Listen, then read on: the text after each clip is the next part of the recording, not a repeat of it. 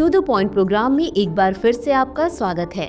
आज का विषय है रुपए ने रिकॉर्ड निचले स्तर को छुआ। सबसे पहले देखते हैं ये खबरों में क्यों है। हाल ही में भारतीय रुपया 19 दिसंबर को अमेरिकी डॉलर के मुकाबले 85 के ऐतिहासिक निचले स्तर पर आ गया। रुपए की इस गिरावट में वैश्विक और घरेलू दोनों कारकों की भूमिका रही। चलिए अब जानते हैं रुपए की गिरावट के मुख्य कारण क्या हैं। अमेरिकी फेडरल रिजर्व की सख्त नीतियां। दिसंबर की बैठक में अमेरिकी फेडरल रिजर्व ने भविष्य में ब्याज दरों में बढ़ोतरी की संभावना जताई। फेड ने 2025 में केवल 2 बार दरों में कटौती का अनुमान लगाया, जो पहले के अनुमानों से कम है। इससे यूएस डॉलर इंडेक्स 2 साल के उच्च स्तर पर पहुंच गया, जिससे भारतीय रुपए जैसे उभरते बाजारों की मुद्राओं पर दबाव बढ़ा। व्यापार घाटे का रिकॉर्ड स्तर। नवंबर में भारत का व्यापार घाटा बढ़कर 37.84 बिलियन अमेरिकी डॉलर के रिकॉर्ड स्तर पर पहुंच गया। यह मुख्य रूप से सोने के आयात में वृद्धि और निर्यात में कमजोरी के कारण हुआ। व्यापार तनाव और नए संभावित शुल्क निर्यात प्रदर्शन को प्रभावित कर सकते हैं। आरबीआई के सीमित विकल्प। भारतीय रिजर्व बैंक यानी आरबीआई ने विदेशी मुद्रा बाजार में हस्तक्षेप करके रुपए को स्थिर करने का प्रयास किया। हालांकि वैश्विक आर्थिक चुनौतियों और घरेलू मुद्रास्फीति के दबाव के कारण आरबीआई के प्रयास सीमित हैं। वैश्विक जोखिम भावना और घरेलू मंदी। वैश्विक आर्थिक दृष्टिकोण और भारत की आर्थिक मंदी ने विदेशी निवेशों पर नकारात्मक प्रभाव डाला। जीडीपी वृद्धि में कमजोरी और अस्थिर शेयर बाजार से पूंजी प्रवाह में कमी आई, जिससे रुपए पर और दबाव पड़ा।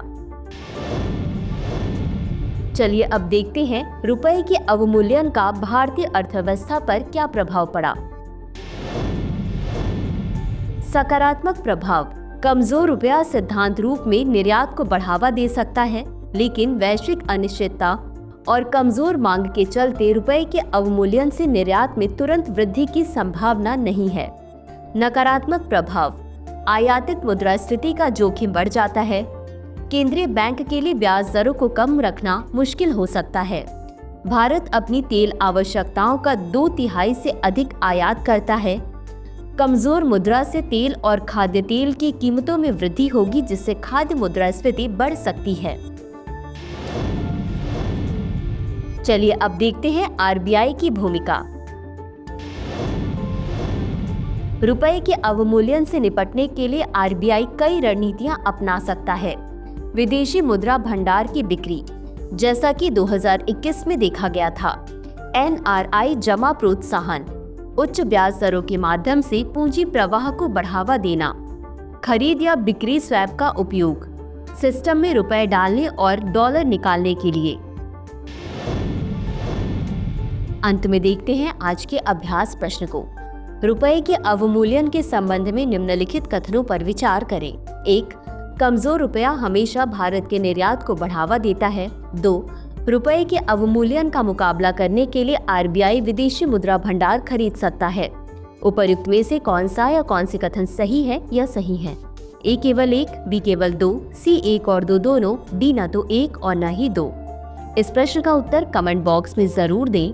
आज के लिए बस इतना ही। धन्यवाद।